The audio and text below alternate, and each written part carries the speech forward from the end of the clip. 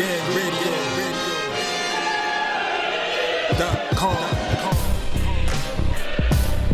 Take over. Last mission. Final boss mode. All the videos, like, Herring just makes him look stupid. Yeah. And some of the Herring's coming off a highlight. I mean, you're like right now, Jamel Herring made himself probably more remarkable than he's been in the minute. And Herring was coming off a bad fight to produce what he did with Carl Frampton. Yeah, people were saying it was over for him or he should retire. So I mean, yeah, and then he put it there. So it's like, I mean, Shakur is next or whatever. I think it's going to be Herring Valdez. I can't see them doing, and then Shakur gets the winner. See, the thing is, I mean, obviously, he's going to have to convince the WBO to not take his. Else the WBO is going to strip him, and Stevenson and Shakur's going to be the new 130 champion. I mean, they might, if they want to go the unification trumps mandatory. If they want to try to get that before WBO orders it, I don't know. The thing is, I think they already did order it. Wait, hold on. Did they already order it? Because I wasn't sure if they did. Yeah, because that's the reason why we have it. Because the Stevenson Nakathila was for the interim title, so they were supposed to. I mean, WBO doesn't order interims unless something is supposed to be in place. And I think at the time, I mean, Jamel Herring didn't make a decision yet because I know Jamel Herring wanted to fight Oscar Valdez. He wanted to unify. Because that was a big fight. Both of them came off with big wins. So I mean, if it makes dollars, it makes sense.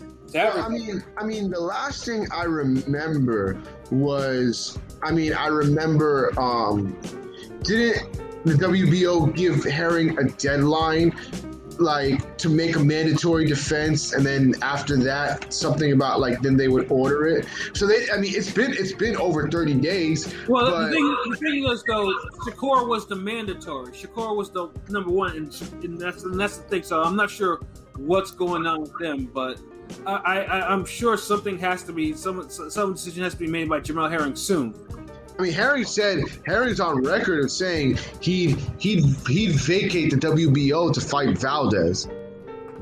Yeah, and which would suck for division wise, unification wise. If you're a unification head, it kind of sucks that that would happen. But it wouldn't be surprising. It wouldn't be surprising. Yeah, WBO is basically Tom Breaksville, and how many times the champion is vacant WBO. Right, and then like I said, in this case, because Shakur won the interim belt, he'll be the full champion. Upgraded to mandatory, or upgraded to regular. Yeah, and then Jamel Herring won't have to pay something doesn't sit right with me when the hearing the WBO do that. Well, interim, we already have the other organizations for that interim bullshit. We don't need the WBO to do it too.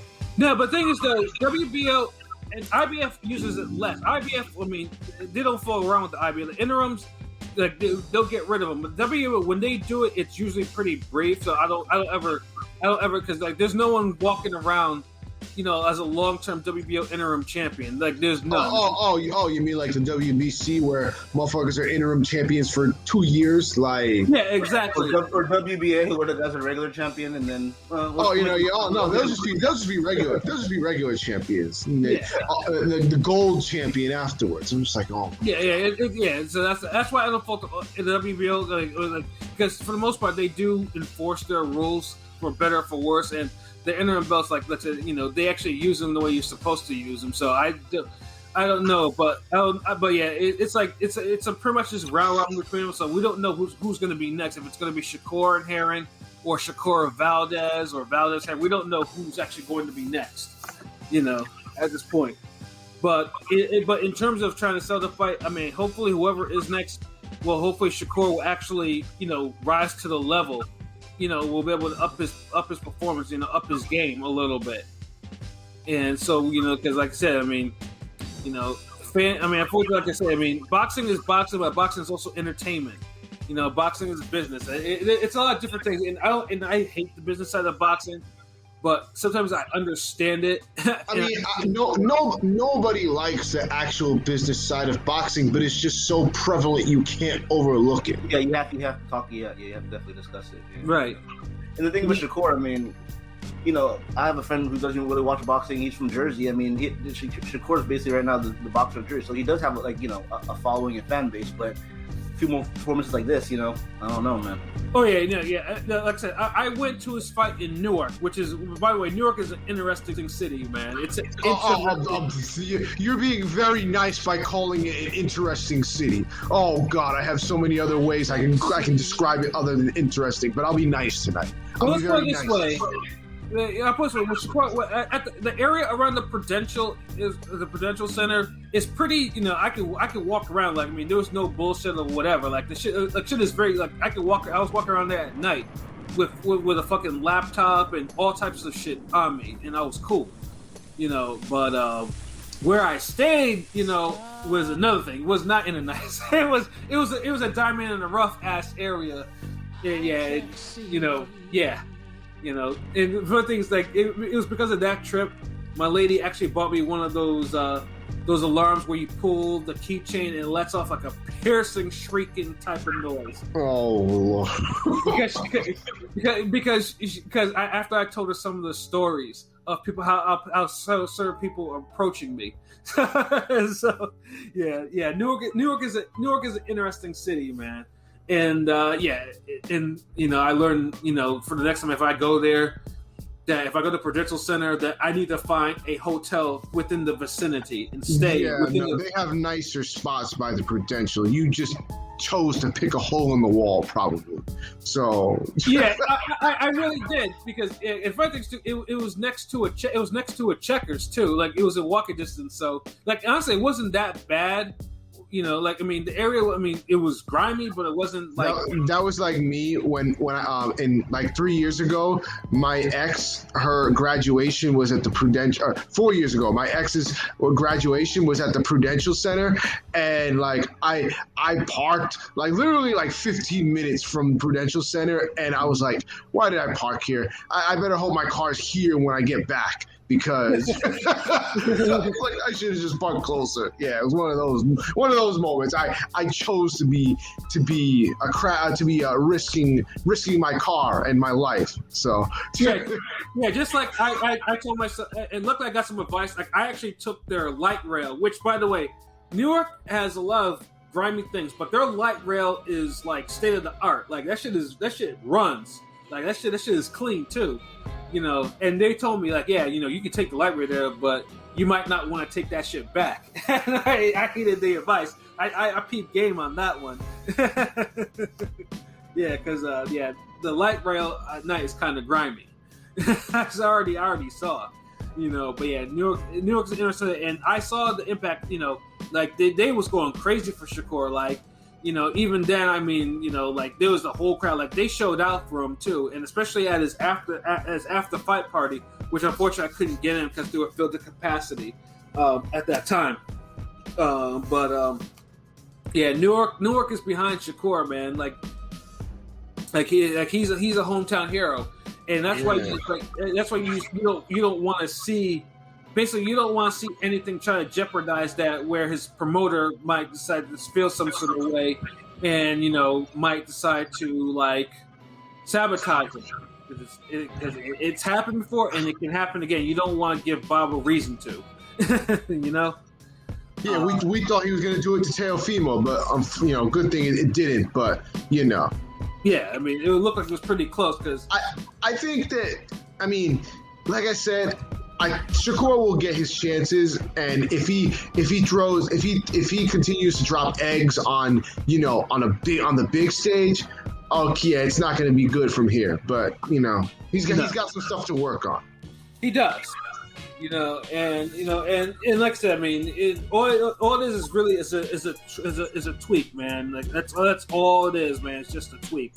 You know, like, he's a damn good fighter. I've seen him live. Like, every time I saw him live, he scored knockouts. So, it's all. It's just funny now that he's always main event spots, and he's kind of getting these duds and criticism now. It kind of sucks, but you know. Yeah, you know. But like I said, that's the funniest thing. Like, with that because for both Shakur and Haney, like not in person, but I've watched enough that I've seen them body cats. So it's like, why can't they do this more often? Yeah.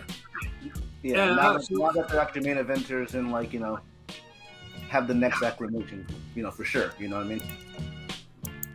Yeah, no, absolutely. I mean, and like I said, I mean, I do feel that both of them will. I mean, it'll click.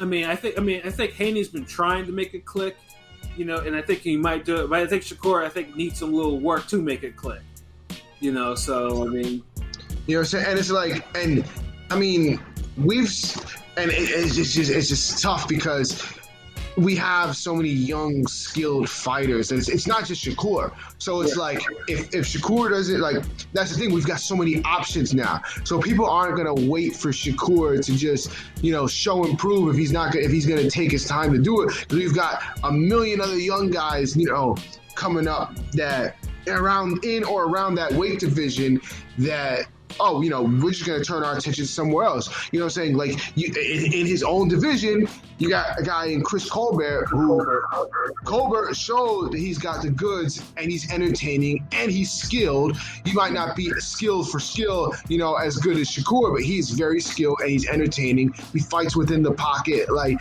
he's good. He switches gears. He's not in cruise control. You know, he don't just stay in his own little, you know, bubble lane, you know. So if Shakur fought like Colbert, oh, nobody would have anything bad to say about it. Yeah, absolutely, yeah.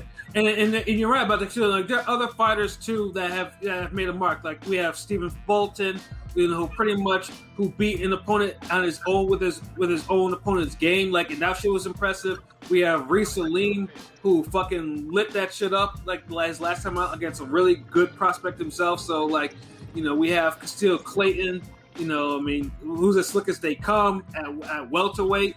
I mean, who was unlucky enough to get a draw in a fight that we pretty much thought he won. Yeah, bullshit draw. Yeah, so yeah, absolutely. So yeah, I mean, there's a whole bunch of young fighters, and then like I said, like Pete said, like, you don't want, because if they're putting in the work and they're actually bodying these cats, or they're really putting the hurt on these cats. Yeah, I mean, obviously, clearly the attention is going to come off Shakur. Easily. So yeah. I mean, like I said, I mean, he'll fix it. It just sucks because, you know what I'm saying, now you have the elephant in the room as well of young black fighters and can't be slick and can't be like, because they have to. It's just. I get it, but oh my god!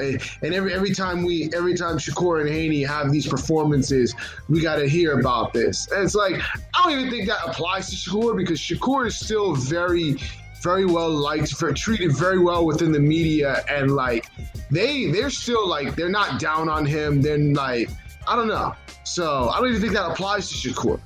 Right. You know, you're absolutely right. It really doesn't. You know. But you know, I think it's just more like, yeah, he's had a couple of performances that are clearly that are not up to par, considering we know his talent. You know, so yeah, I mean, it's criticism, and hopefully Shakur takes the constructive criticism, not just like the silly criticism. I mean, he said it. He said it. I've got to do better. I think he knows deep down he's got to perform better. So it is what it is.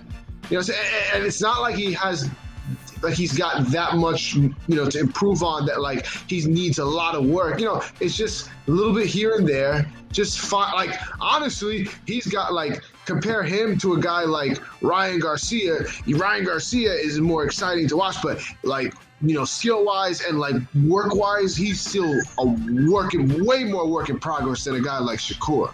Absolutely. But I mean, a guy like Tank and Tio, which technically they may not be sound defensively like those two, they're getting guys bodied and, you know, making names for their. I mean, those are guys that are the peers. I mean, you know, the four quote unquote court jesters. Four court jesters. Oh god! I just finished that Showtime documentary, recommended. But you know, yeah, I mean, we all know how Pat hates the new Four Kings tagline for the new. Yeah, and for the sake of this, I will not go into any rants on that, because, like I said, the the so-called, the four court jesters are doing have their own issues. Every single one of them have their own issues right now going on, which is funny. Yeah. But other than that, like I said, I mean, before we shut down, I definitely gotta give a shout out to Jose Pedraza, who on the co-main, who Jose Pedraza pretty much did what I thought maybe Shakur Stevenson would do. How many lives does this dude have, by the way, Pedraza? It seems like you would have thought he would have been out the paint already, because he's been through some ups, some downs, some bad fights, some fights where he got beat the shit out of. Like, you would have thought he'd be a jobber to like a gatekeeper now, but he's still going strong. They tried. I mean, they fed him to a hometown 16-0 guy, but he took another 2 zeros in a row. So I mean, his second act's impressive, and he probably got another big fight in him. Yeah, like I mean, clearly Pedraza wants that third division title because he's held belts at 130 and 135. He really wants that 140 belt, and he did it impressively against one of Top Rank's prospects, Julian Rodriguez, who's 21-0 who was 21-0, 14 knockouts. And Rodriguez actually blew weight, which was another thing. Yeah, that was terrible. I hate seeing that. Right. Blow weight, then get your ass beat. Yeah, and I was thinking to myself, this is gonna go the distance. But Pedraza treated him like it was nothing. Like, I mean, he had both his eyes swelled, although one of his eyes was because it was thumbed, but the other eye was swelled from legit punches. Yeah, Pedraza showed why he's a world class 2 division champion, whereas the other guy showed that zero didn't really mean too much in the grand scheme of things. Yeah, no, yeah, and like I said, Pedraza's not a big puncher like that, but just to see him actually like almost nonchalantly break the younger, heavier fighter down.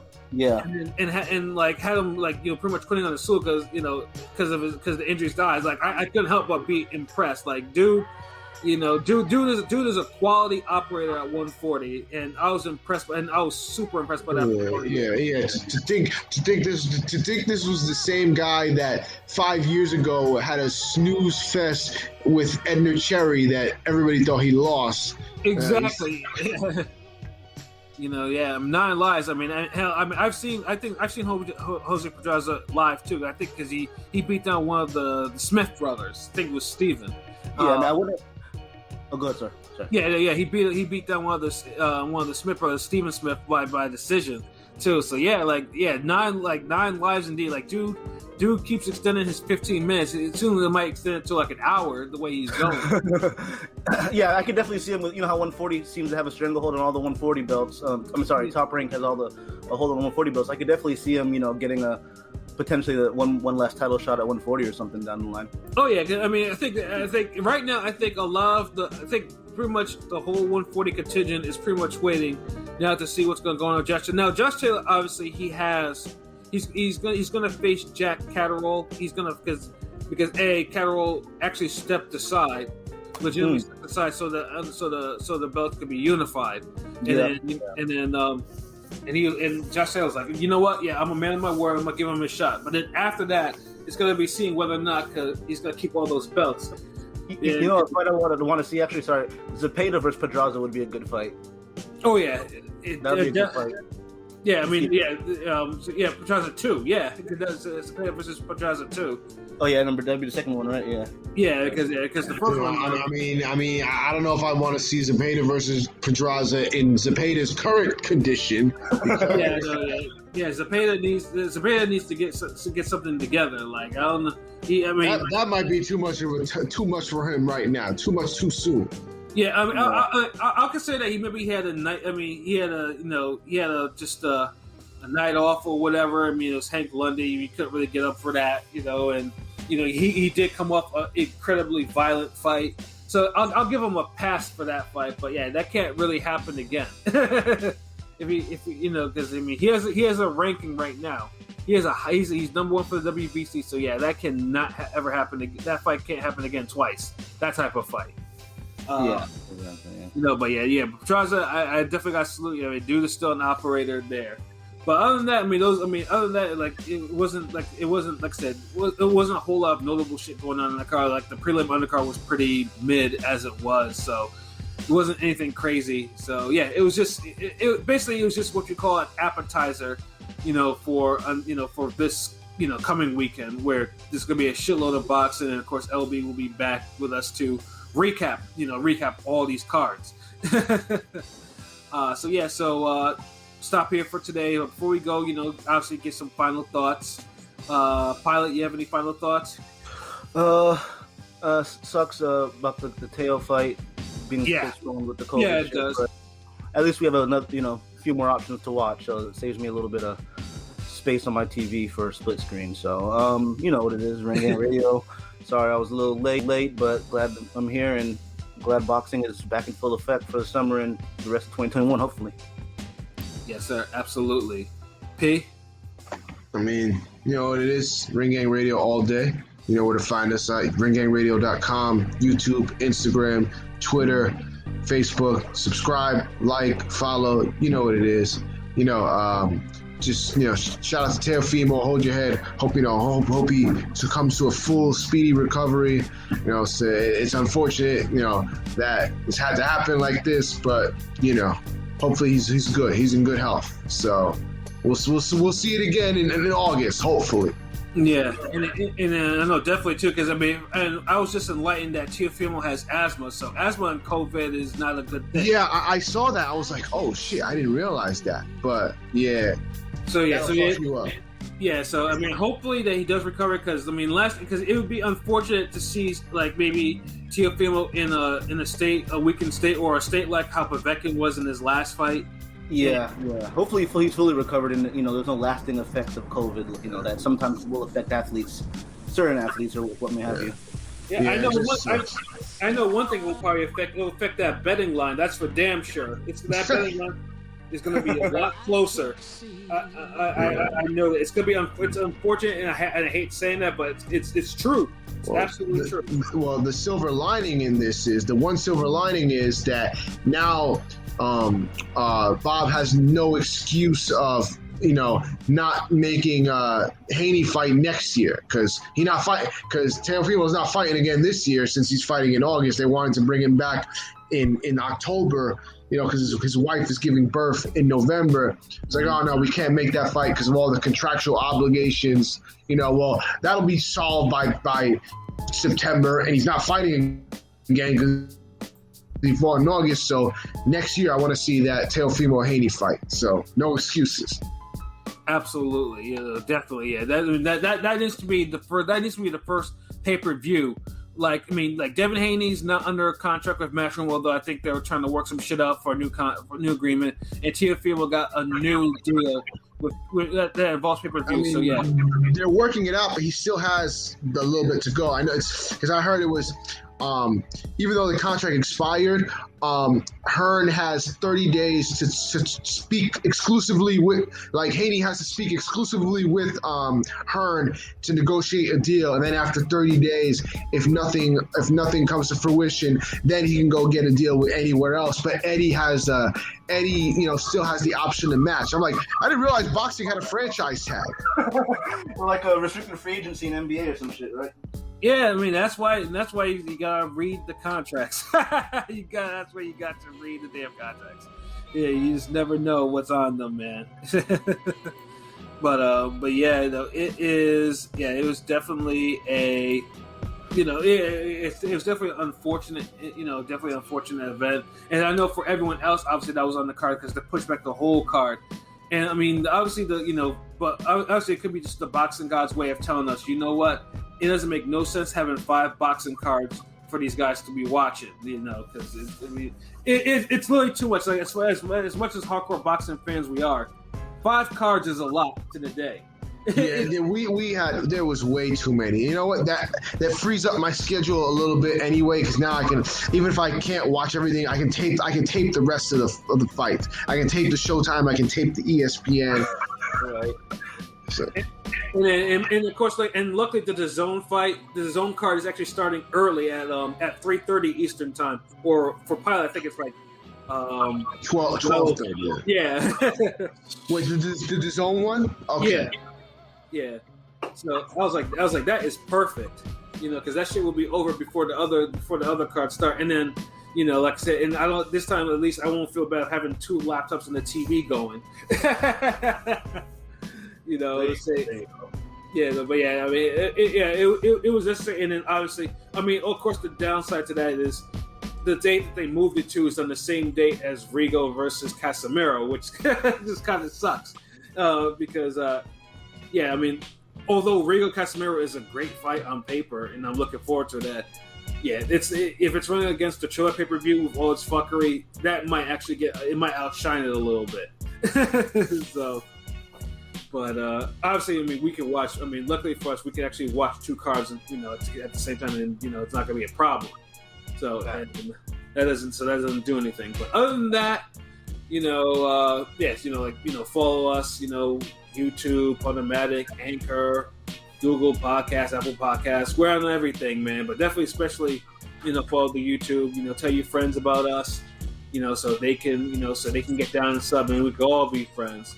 And then, the gas face donkey of the day goes to Malik Scott.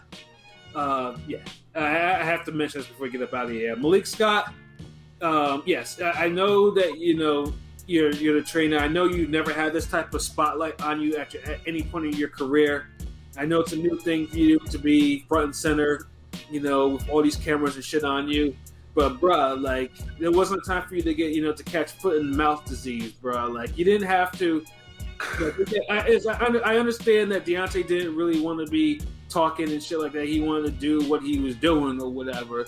But bro, you gotta think before you speak. Like, there was no reason for you to mention that Tyson Fury busted your eardrum in sparring, bro. Like, there was no reason for that, and you got roasted by Fury viciously. On top of that, Congratulations, you played yourself, Malik Scott. what did Malik Scott say? Because I didn't watch that. He brought up on his own basically that how like they sparred, him and Fury sparred, and he busted his eardrums, and he came back the next day type of shit. You know what I'm saying? Like he basically set himself up for Fury to say, kind of funny, I busted Wilder's and your eardrums. Yeah. Oh Lord. I think Malik Scott actually brought it up himself, if I'm not mistaken, right? Yeah. So you basically played yourself. What an idiot. What an idiot. And I think Malik Scott trying to play it off like Tyson did it, and but Tyson's like, no, you brought it up. Like, you told this, you volunteered this information. So yeah, people complain about what the stuff that Wilder says, but every time Malik opens his mouth, it's even worse. Yeah. Like, he always says some dumb stuff. Yeah, and right now, I'm restraining myself from actually really going in on Malik Scott, because I want to see him actually see what he does with Wilder in this third fight. Now, if he fails, then I'm gonna unleash the flutes. I'm gonna let loose, but I'm gonna let Malik do his thing, because he seemingly, I mean, he is doing something with him during the videos we're putting out, but I want to see how it all goes down on the fight night before I decide to whether or not I want to go in on him or not. But but P's right, yeah, like, dude, every time he opens his mouth, he does something. Because he has all this touch on him now. You just like scratch it and like, this nigga, man. People complained about Banks, and they felt like he was too much in the cameras. Malik makes Banks look tame. Like, yeah, absolutely. Like, I've learned so many things about Malik Scott that I didn't care to learn. But I can't fully. I think we should be a little loud on him just because Wilder had his headphones on and wouldn't talk to the milky ladies. So I'm not gonna I'll give him a little pass. No, but that wasn't just because that's just Malik always like says stuff like that. Like, he's like, every time I feel like every time he talks, it's something like that. So I'm not even gonna excuse because Wilder was silent. No, Malik just likes the attention. Like, yeah, he does. Because he damn sure didn't get it during his career, or at least he didn't get the right attention. I'll say that. The most attention he got was the so-called Phantom knockout. Like, stop it. Yeah, and that pretty much low key put an end to his career, even though he fought on a little bit more. But and then the Luis Ortiz fight pretty much killed it. I forgot about the Luis Ortiz fight. Like. Yeah. So, but yeah, I will hold my tongue on Malik Scott until I see That's why I see the finished product for the third fight though. But he played himself, big time. So for myself, Pat Scorpio, the New England representative, for King P, Bodega P, and for Conscious Pilot, this has been another wonderful episode of Real Talk, where as always, if shit's real, we talk about it. So until next time, peace. Damn, Katie's going up. Yo.